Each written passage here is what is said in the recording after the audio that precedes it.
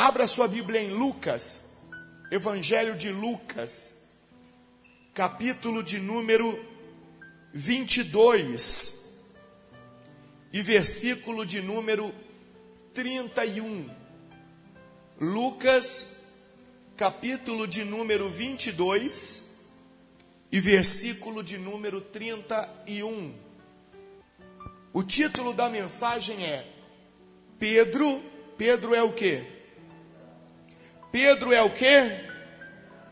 Quando é que você avisa alguém de alguma coisa? Quando você já sabe o que pode acontecer, seja bom ou seja ruim. Quando é algo ruim, você já diz: ó, fulano, estou te avisando. Abre o seu olho. Porque se você não mudar, não agir diferente, o que te espera lá na frente é isso e isso. E quando é algo bom, você também avisa: olha, fulano, continua desse jeito, porque o que te espera lá na frente é algo maravilhoso. Então, Jesus ele vai dar um aviso para Pedro, um aviso fundamental. O interessante é por que esse aviso para Pedro está aí escrito para a gente ler. Bispo Paulo, como assim? Tudo que Jesus fez não está aqui escrito? Claro que não. Se não me engano, foi o apóstolo João que disse que se fosse escrever tudo que Jesus falou e tudo que ele fez naqueles 3 anos de ministério, não haveria lugar para colocar livros no mundo, de tantas coisas que poderiam ser escritas. Olha o que João disse aqui, ó. Lá em João 21, 25. Há, porém, ainda muitas outras coisas que Jesus fez. Se todas elas fossem relatadas uma por uma, creio eu que nem no mundo inteiro caberiam os livros que seriam escritos. Então o que nós temos aí na Bíblia Sagrada é um resumo dos resumos de um outro grande resumo. Mas é o que é fundamental para a nossa vida. Cada mensagem, cada atitude, cada fala de Jesus Cristo é o que nós, e que está escrito aí, que está relatado aí, é o que nós precisamos hoje para sermos salvos e para termos uma vida abençoada, feliz. Então, quando Jesus deu um aviso para Pedro, e essa mensagem foi escolhida por Deus para estar na nossa Bíblia, significa que o mesmo aviso que Jesus deu para Pedro, ele queria deixar para mim e para você também. O mesmo aviso, a mesma instrução. E o que Jesus disse para Pedro naquele dia? Olha o que está escrito aqui no versículo 31. Jesus disse para Pedro assim: Simão, Simão,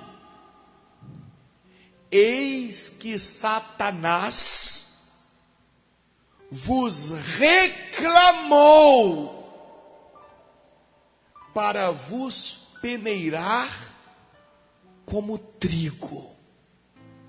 Olha o aviso que Jesus disse para Pedro.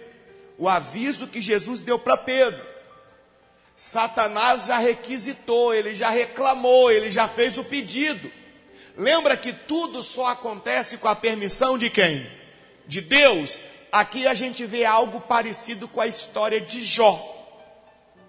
Lembra que na história de Jó, Satanás teve que pedir autorização para destruir a vida de Jó? Então é semelhante. Quantas vezes Satanás não pede autorização para destruir a sua vida? A minha. Como assim, bispo Paulo, pede autorização?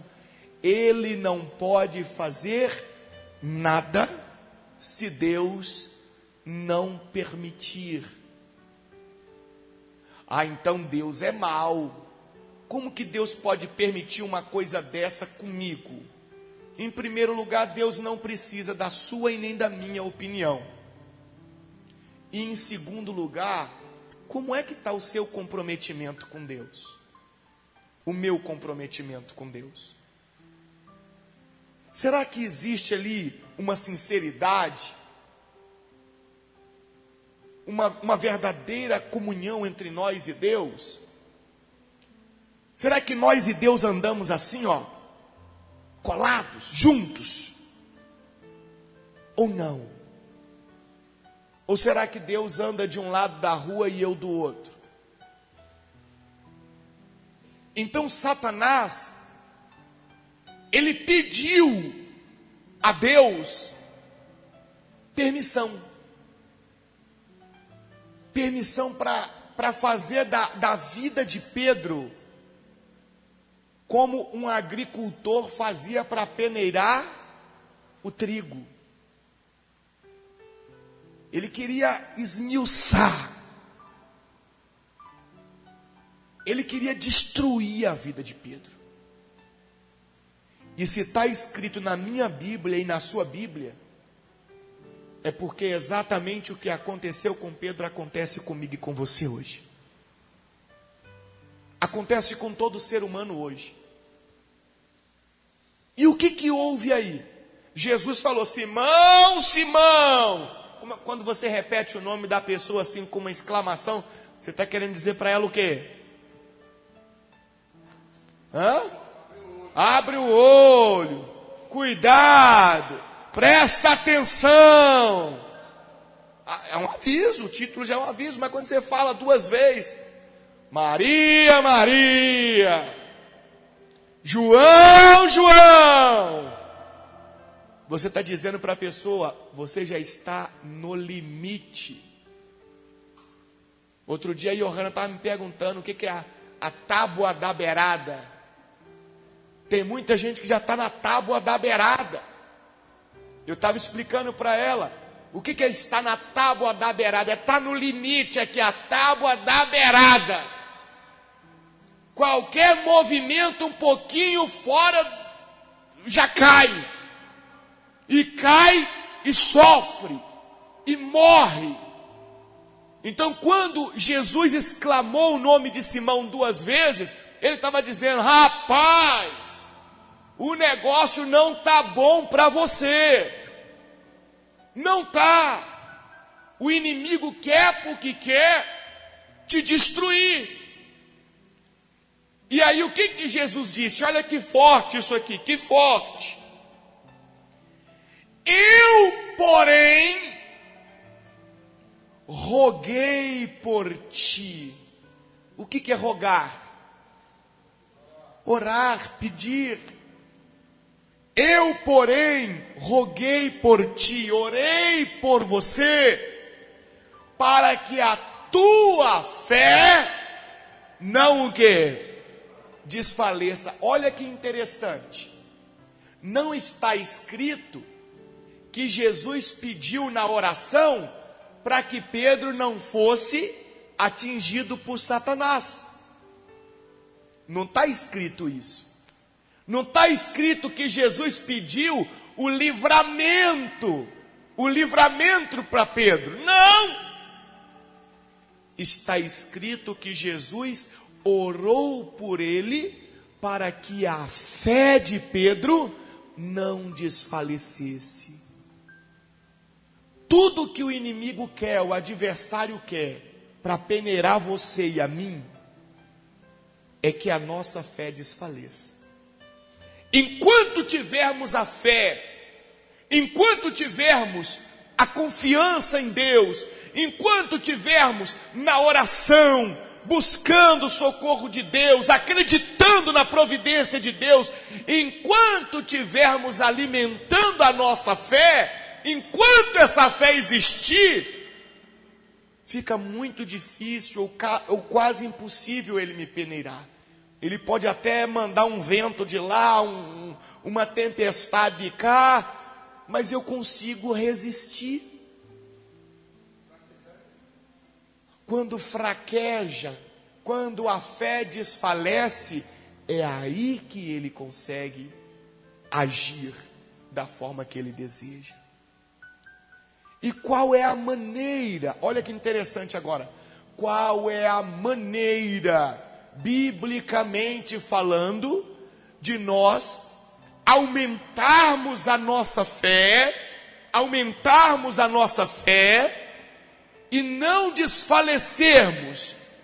Qual é a maneira bíblica de aumentarmos a fé? De onde vem a fé? Como vem a fé? Como se alimenta a fé? E nós não desfalecemos. Como? Em ouvir a pregação, a palavra de quem? De Deus. A palavra de Deus é estar conectado com as coisas de Deus, é estar sendo instruído na palavra de Deus e estar exercitando essa fé. Eu costumo dizer que a fé é igual um músculo do corpo. É igual um músculo do corpo. A pessoa que vai para a academia e sofre, ou negócio sofrido esse negócio de academia. Nossa, é ingrato demais. O que você consegue em um ano, você perde em um mês. É impressionante. A fé é do mesmo jeito. É da mesma forma. É igualzinho. A fé é como se fosse um músculo do corpo. Enquanto a pessoa está ali exercitando o músculo, está trabalhando o músculo, e ela não gosta da academia, mas ela vai. E ela não gosta de fazer exercício, mas ela faz. Ela faz reclamando, mas faz. O músculo está sendo trabalhado, está sendo fortificado, está crescendo. A fé é do mesmo jeito. Eu tenho muita fé. Tem muita fé, sua fé vem de onde? Você está exercitando sua fé como? O que você está fazendo para a fé crescer? Eu tenho muita fé e ela cresce. É mentira. É mentira. A Bíblia me ensina. A fé vem pelo ouvir a pregação da palavra de Deus. A fé vem de eu estar aprendendo como agir. A fé vem de um culto como esse aqui, por exemplo, onde você vem de casa, do trabalho, às vezes cabisbaixo, às vezes deprimido, às vezes enfrentando uma situação muito difícil na sua vida, às vezes com um compromisso para resolver no dia seguinte, que você não tem a menor ideia de como vai fazer. Aí você chega num culto como esse e está todo mundo orando, o pastor está orando, os irmãos estão orando, os obreiros estão orando, e aí você começa a orar também, e você começa a sentir aquela força que vem de Deus. É Deus te dizendo: você vai conseguir, vai dar certo, você vai vencer. E quando o culto termina, você já sai diferente da forma que você entrou. Você exercitou a sua fé. A força de Deus veio sobre você. Então, quando Jesus disse para Pedro: Pedro, Simão. Engraçado que aqui Jesus não chamou ele de Pedro, não, né? Chamou ele de Simão. Porque o que significa Pedro? Pedro é como se fosse o masculino de pedra. Em hebraico tem muito disso. É forte. Pedro quer dizer forte. Lembra quando Jesus falou para ele: você já não vai ser chamado de Simão, você vai ser chamado de Pedro. Jesus estava dizendo: agora você vai ser chamado de forte. De forte. Só que um tempo depois Jesus chama ele de quê? De Simão. O que Jesus estava querendo dizer para ele? Aquele camarada forte está vacilando. Sim. Está deixando a desejar. E aquele que era para ser forte está ficando como? Fraco. Então eu orei por você, eu roguei por você, para que a sua fé não desfaleça. Ou seja, a fim de que você não fique tão fraco e a sua fé deixe de existir, como a de muita gente já deixou de existir. Tem muita gente que a fé já deixou de existir. E a culpa não é de Deus, a culpa não é da igreja, a culpa não é do marido, não é da esposa, não é do filho. A culpa é dela. É dela. A culpa é da pessoa.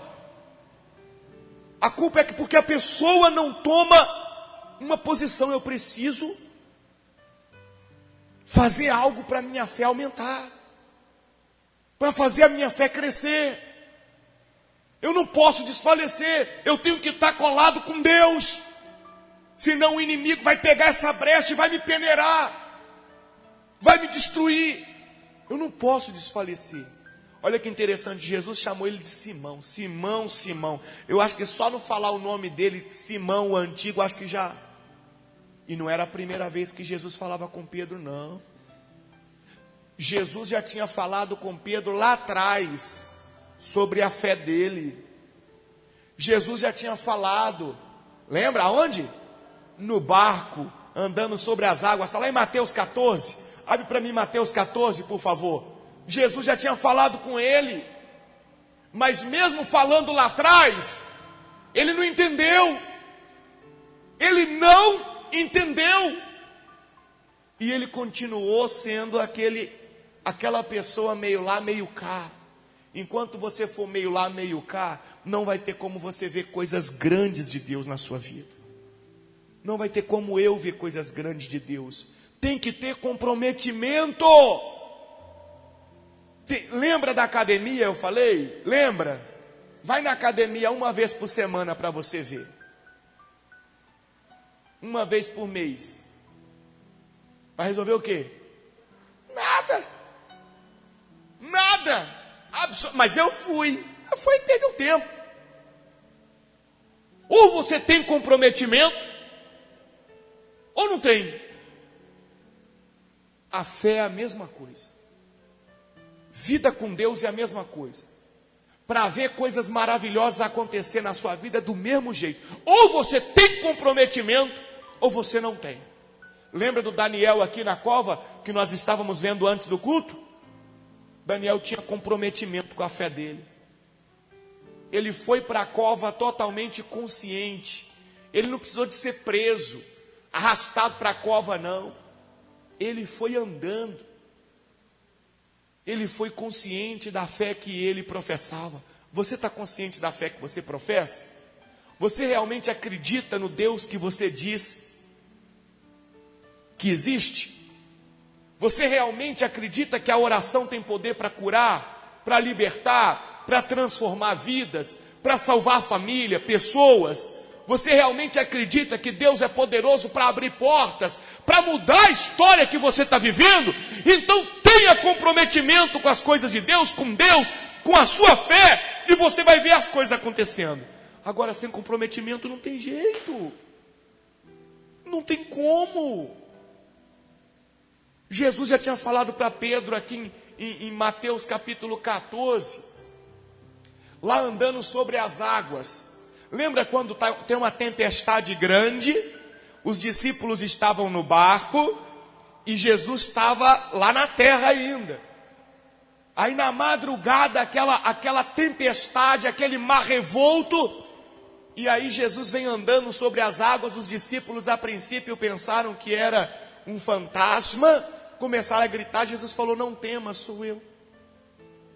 Aí o que Pedro disse para Jesus? Lá em Mateus 14, 28.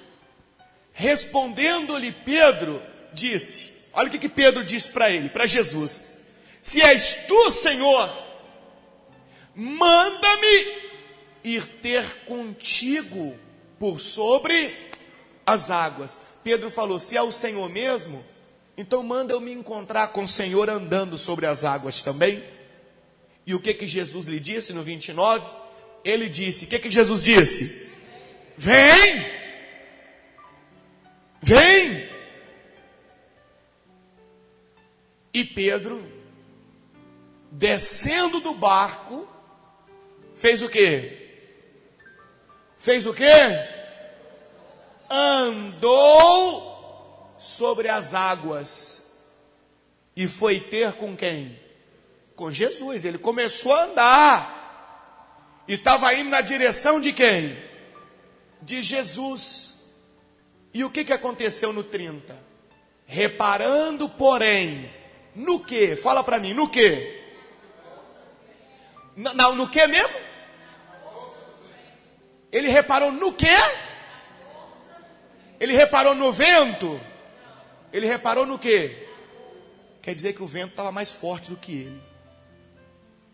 Ali poderia estar escrito apenas assim: reparando o vento. Mas aqui está escrito: reparando na força do vento. Será que você não está perdendo as batalhas na sua vida porque essa batalha está mais forte do que você? Hã? Será que você não está vendo as coisas indo por água abaixo porque o adversário está mais forte do que você? Só tem um jeito de você ficar mais forte do que o inimigo: exercitando a sua fé, fazendo a sua fé crescer, fazendo a sua fé aumentar, fazendo a sua fé se desenvolver, passando a confiar muito mais em Deus, a acreditar mais em Deus, passando a ter uma oração mais fervorosa, sendo mais comprometido com as coisas de Deus. Olha Pedro, reparando, porém, na força do vento, teve o quê? Teve medo. Quando Pedro viu que o vento estava mais forte do que ele já estava caminhando aqui, ó, e o vento começa a balançar ele teve medo. E quando ele teve medo, o que aconteceu? Ele começou a submergir. O que é submergir? Afundar. A afundar. Por mais que você seja crente, por mais que você seja de Deus, se o adversário estiver mais forte do que você, me perdoe dizer, não quero te colocar medo, não quero te jogar para baixo. Pelo contrário, quero puxar você para cima. Se o adversário estiver mais forte do que você, você é de Deus. Pedro era um apóstolo de quem? De Jesus. Mas naquele momento a força do vento era maior do que a força dele. Se a força do adversário for maior do que a sua, mesmo sendo de Deus, você vai submergir na situação adversa que você está enfrentando. Mesmo sendo de Deus. Mesmo sendo de Deus. Mas bispo Paulo, como assim? O que faz você andar sobre as águas é a fé. É a certeza que aquilo é possível pelo poder de quem? De Deus. O que faz você vencer uma situação adversa é a sua fé em Deus. A Bíblia diz que sem fé é impossível agradar a Deus. Sem fé, você só vai conseguir vencer situações que a força do seu braço conseguir vencer. O que passar para o campo espiritual, você não vai conseguir. Aí a fé. E se essa fé estiver fraca, se essa fé estiver deixando de existir, desfalecendo, você não vai conseguir.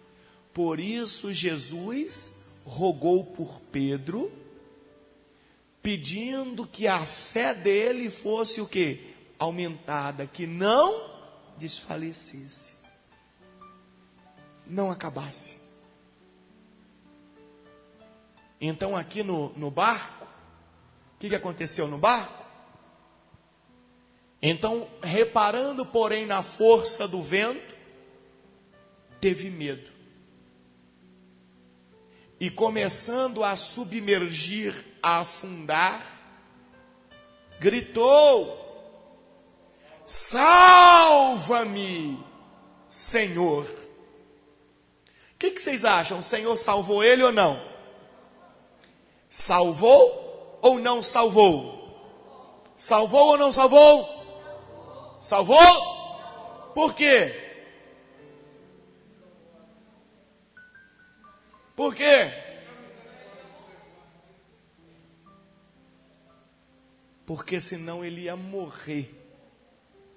E na verdade tudo que Jesus queria fazer é nos deixar um ensinamento. Pedro foi apenas um instrumento naquele momento para nos deixar um ensinamento. Aquela situação ali foi para nos ensinar. Não quer dizer que isso daí vai se repetir com todo mundo, não. O ensinamento está ali. E quando a pessoa é ensinada, ela não pode reclamar de ser cobrada daquilo. Ela foi ensinada. Ah, eu não sabia. Sabia sim. Ah, eu não... Você foi ensinado como agir. Está reclamando do quê?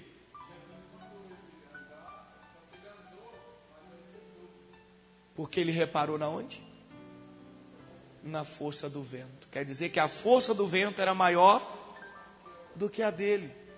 Se a força dele fosse maior do que a do vento, ele não ia reparar. A gente só repara em algo que nos chama a atenção.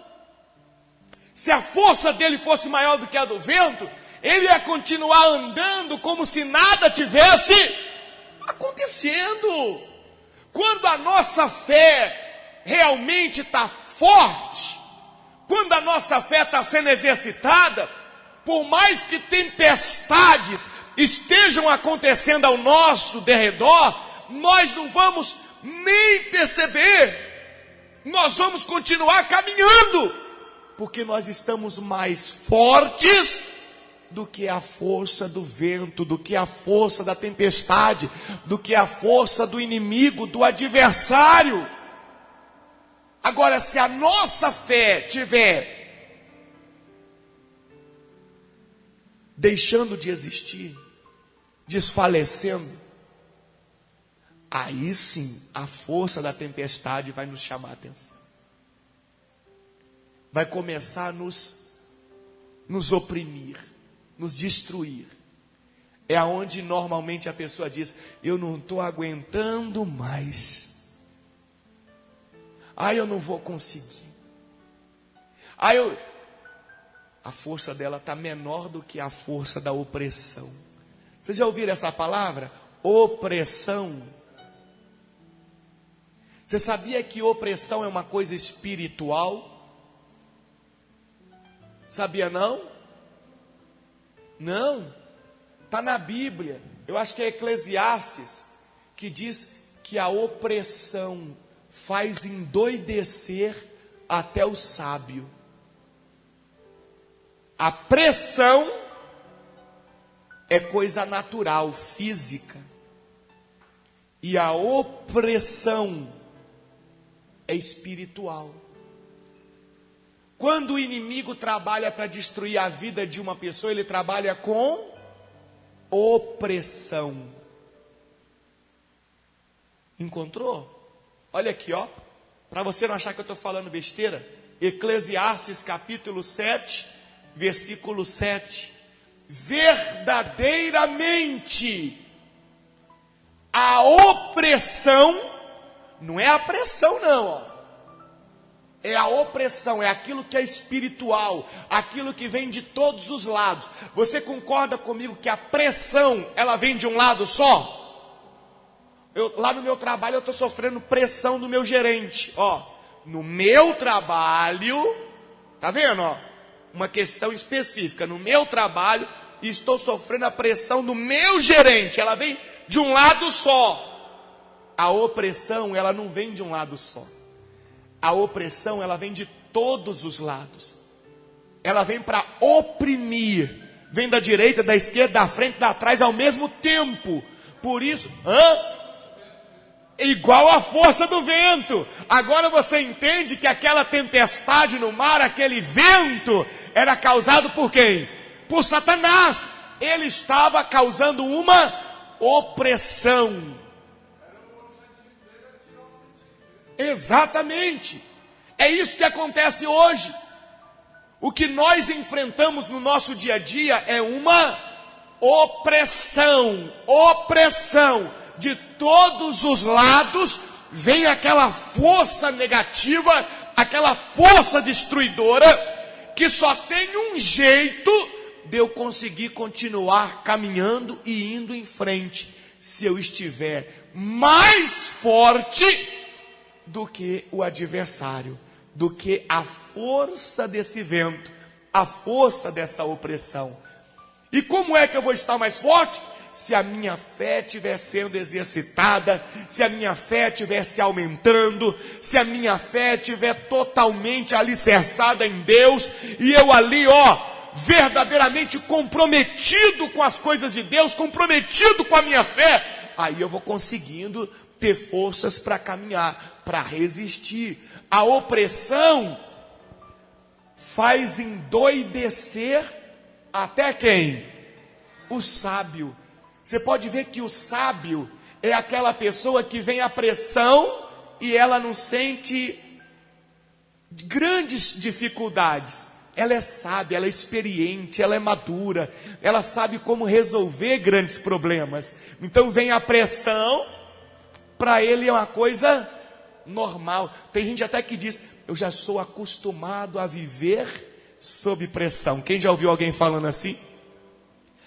Quando eu estou sob pressão, é aí que eu consigo me sobressair, é aí que eu apareço. Toda vez que vem uma pressão contra mim, é aí que eu apareço. Mas a Bíblia está dizendo que quando é a opressão, é aquilo que é espiritual, vem de todos os lados. Até o sábio fica o quê? Doido. Ele não sabe como vencer. Ele não sabe como resolver. Ele não sabe como sair da situação. E é isso que você enfrenta. É isso que eu enfrento. É isso que as pessoas enfrentam. Uma opressão. Algo espiritual. Que vem de todos os lados. E se a pessoa estiver fraca na fé, ela não resiste. Sim, quem está oprimido é porque está sofrendo uma opressão. Uma opressão. É muito forte isso. E pior do que a opressão, ou melhor dizendo, um dos resultados na vida de uma pessoa que está sofrendo a opressão é a depressão. Imagine uma linha reta, e a opressão é algo que trabalha em cima daquela linha e vai destruindo, vai derrubando a pessoa, vai derrubando, até que chega um ponto que essa pessoa passa a estar debaixo daquela linha da normalidade. Aí ela começa a ficar deprimida. A depressão. Mas a depressão, ela nasce na opressão. Todas as pessoas que por algum motivo estão hoje sofrendo com depressão, primeiro elas enfrentaram a opressão. Pura. Primeiro enfrentar a opressão. E por não estarem fortes o suficiente, a fé para continuar indo em frente, então ela vai caindo. É até esse termo que a gente usa, não é? Maria caiu na depressão. Por isso que você tem que estar com a sua fé forte. Agora você entende por que Jesus rogou por Pedro, para que a fé dele não desfalecesse? Quem está entendendo a mensagem? Para finalizar, aí você entende por que eu fico te enchendo a paciência, para você estar aqui toda terça-feira. Toda terça-feira. Sabe qual é o culto que eu mais gosto de ministrar na igreja? A quarta-feira da escola bíblica. Eu vou dizer algo para você agora que vai te surpreender. Por mim, no meu pensamento infantil, eu nem estaria aqui na terça-feira. Sabe por que eu estou aqui na terça-feira? Porque eu sou como você. Se eu não exercitar a minha fé, se eu não fazer a minha fé crescer, se eu não estimular a minha fé, se eu não fizer a minha fé aumentar, amanhã eu serei o próximo que vou reparar na força do vento, não vou resistir e vou submergir também em meio às dificuldades que eu enfrento. Então, quando eu fico te insistindo para estar aqui na terça, é porque eu sei que como eu preciso, você precisa. Esse culto profético, esse culto de terça-feira, especialmente, é um culto para trabalhar o exercício da fé. A fé tem que ser exercitada, tem que crescer. Nós temos que estar na fé, porque na hora que vier a tempestade, nós vamos estar mais fortes do que a força do vento. E nós, mesmo com dificuldade, vamos continuar caminhando em frente. Diga glória a Deus. Vamos continuar caminhando em frente. Para finalizar, então aqui você viu, né? O que a opressão faz com a pessoa? Viu aqui? O que a opressão faz? Ótimo.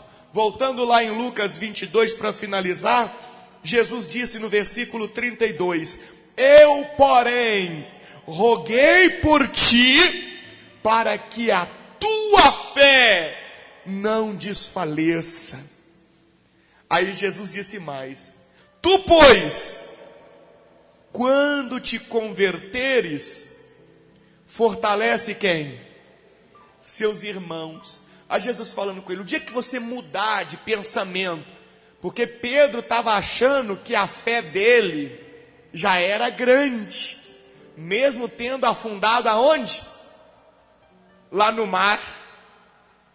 Pedro estava achando que não precisava estimular a fé, não precisava exercitar a fé. Quantas pessoas eu conheço que eu falo, venha no culto profético, não, já estou, minha fé está tranquila, está bem, está, amém, amém. Quanto mais forte a sua fé tiver, melhor, meu amigo. Não faz igual eu não. Eu sou daqueles que começam o exercício físico, falando de exercício físico. Aí eu pego 15 dias e eu vou igual a máquina. Aí eu estou vendo que a coisa está começando a dar resultado, aí que eu faço. Aí eu paro. Faz assim não. Falando da fé, claro agora. Faz não. A fé tem que ser trabalhada continuamente. Eu não sei qual é a tempestade que eu vou enfrentar daqui uma semana. Você sabe? Trazendo para o campo natural. Vocês viram a tempestade que teve ontem lá em Santa Catarina? Quem viu? Será que eles estavam esperando aquela tempestade? Não. A tempestade foi tão grande que o rapaz, o caminhoneiro, gravando de dentro do caminhão, o caminhão virou. Você sabe que o carro, ele é programado, preparado para balancear. O carro virou o caminhão. Arrancou telhas, arrancou tudo. Você sabe qual é a tempestade espiritual que você vai enfrentar na sua vida daqui uma semana? Daqui um mês? É exatamente a mesma coisa. Eu não sei. Então eu tenho que estar o quê? Forte o suficiente para resistir à força da tempestade. Para suportar. Então Jesus olhou para Pedro e falou, quando você se converter, quer dizer o quê? Conversão é o quê? mudança de pensamento, quando você entender que a fé tem que ser exercitada dia após dia, tem que estar lutando, tem que estar buscando, tem que estar comprometido com as coisas de Deus, aí você fortalece os seus irmãos. Aí você ensina também para os seus irmãos. De idade ele era o mais velho, pelo que tudo indica. Está entendendo? Então Jesus estava dizendo, no dia que você mudar o seu pensamento, você fortalece seus irmãos. E hoje Jesus está dizendo a mesma coisa para mim e para você. O dia que você mudar o seu pensamento, aí você fortalece a sua mãe, o seu pai, os seus irmãos, o seu marido, a sua esposa, os seus filhos. Mas enquanto o seu pensamento estiver errado, você não vai conseguir vencer a tempestade, vencer a força do vento, e você não vai conseguir fortalecer ninguém, porque você não tem nem para você.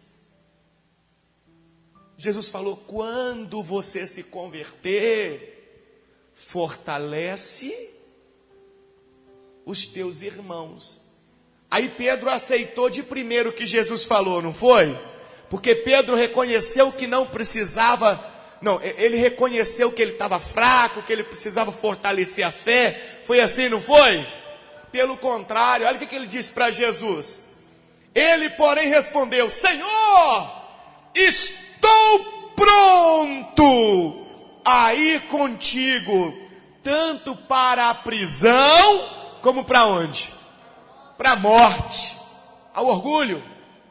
Não preciso, já estou forte.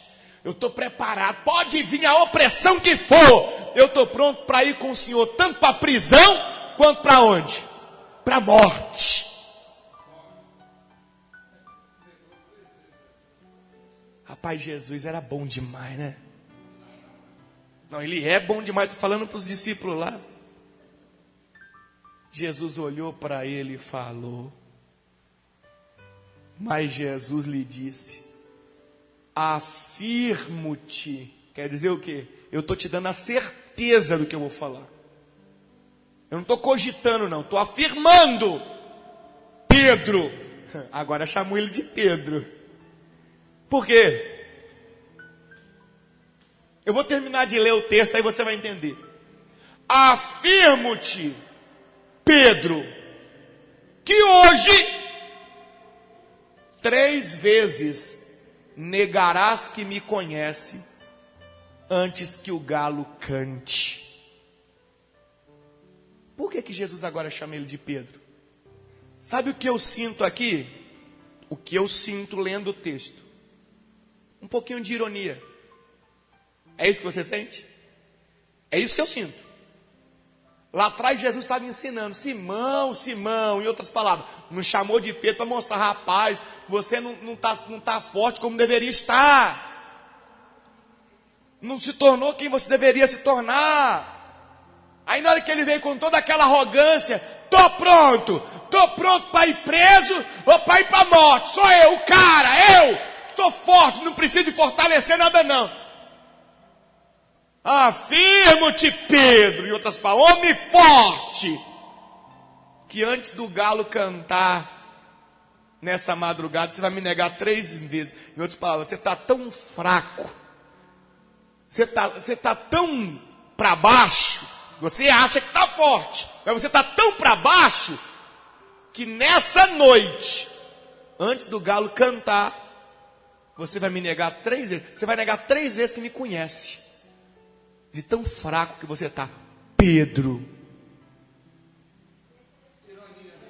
Eu vejo assim, com ironia. Eu vejo assim. Às vezes você tem que falar com ironia com as pessoas. Porque faz o quê? 3 vezes. 3 anos. Não é o tempo de igreja que vai dizer se você é forte ou não. Mas é se você está exercitando a sua fé. Se você está ali trabalhando a sua fé para ela crescer, para ela se desenvolver, para ela aumentar, de maneira que você esteja preparado para enfrentar a força dos ventos, a opressão. Quem entendeu a mensagem? Que Deus possa abrir o seu entendimento nessa noite, a sua visão, que você não saia daqui a mesma pessoa que você entrou, mas que você saia daqui um verdadeiro Pedro, uma verdadeira Pedra na noite de hoje. Amém?